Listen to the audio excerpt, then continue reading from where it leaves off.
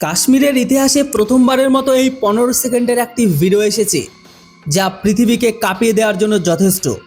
পাকিস্তান সহ কাশ্মীরকে, হ্যাঁ, অস্থিতিশীল করার জন্য যে মুসলিম দেশগুলো উঠে পড়ে লেগেছে, সেই সব দেশ এই ভিডিওটি দেখে কোমায় চলে যাবে। কেননা জম্মু কাশ্মীরের মুখ্যমন্ত্রী ওমর আবদুল্লাহ যা করেছে না, তা করার জন্য সত্যি বুকের কলিজার প্রয়োজন। এখন এটা লোক দেখানো নাকি অন্য কিছু, তা আপনারাই ঠিক করে নিন। কিন্তু ওমর আবদুল্লাহ যা করেছে তা কাশ্মীরের ইতিহাস বদলে দেবে। আসলে বন্ধুরা, একটি অনুষ্ঠানের সময় জম্মু কাশ্মীরের মুখ্যমন্ত্রী ওমর আবদুল্লাহ উদ্বোধনী অনুষ্ঠানে ফিতা কাটতে অস্বীকার করেন। কারণ সেই ফিতায় গেরুয়া, সাদা ও সবুজ রং ছিল, যেটা আপনারা দেখতে পাচ্ছেন স্ক্রিনে, যা ভারতের তিরঙ্গা মানে পতাকার সাথে মিল ছিল। কাঁচি নিয়ে ওমর আবদুল্লাহ ফিতার দিকে এগিয়েছিলেন, কিন্তু ফিতার কালার আর ডিজাইন দেখে তিনি সাথে সাথে ওখানেই তিনি থেমে যান। এরপর ওমর আবদুল্লাহ সাবধানে নিজের হাতে ফিতাটিকে খুলে ফেলেন। তিনি আয়োজকদের এই ফিতাটি দিয়ে দেন এবং বিশেষ নির্দেশ দেন যে এটি যেন সাবধানে রাখা হয়। ওমর আবদুল্লাহ বলেন যে এমন রঙগুলোকে কাটা উচিত নয়।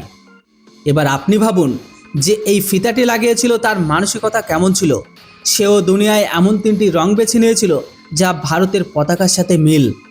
সেই ব্যক্তি ওমর আবদুল্লাহর মধ্যে এই ফিতাটি কাটতে চেয়েছিল, কিন্তু ওমর আবদুল্লাহ তা করতে সম্পূর্ণ অস্বীকার করেন। আপনাদের জানিয়ে রাখি, ওমর আবদুল্লাহ কখনোই প্রকাশ্যে 370 ধারা তুলে নেওয়ার বিরোধিতা করেনি। আর এই কারণেই ইন্ডিয়া জোট তার উপর প্রচণ্ড বিরক্ত থাকে।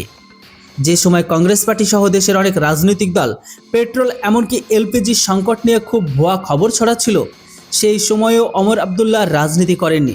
তিনি সত্যিটা বলেছিলেন। তিনি কাশ্মীরি মানুষদের বলেছিলেন, যদি গুজব শুনে তোমরা পেট্রোল পাম্পের সামনে লাইন লাগাও, তাহলে আমি পেট্রোল পাইপ বন্ধ করে দেব। আসুন সেই স্টেটমেন্টটি শুনুন।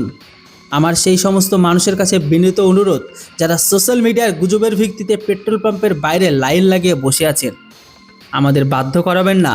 অন্যথায় যদি এমন পরিস্থিতি থাকে, তবে আমি কয়েকদিনের জন্য পেট্রোল দেওয়াই বন্ধ করে দেব। যাই হোক বন্ধুরা, ওমর আবদুল্লাহ এত বড় দেশভক্তির যে ভিডিও ভাইরাল হয়েছে, সেটার উপর আপনাদের কি মতামত, সেটা অবশ্যই কমেন্ট বক্সে লিখে জানান। Thanks for watching. জয় হিন্দ, বন্দে মাতরম।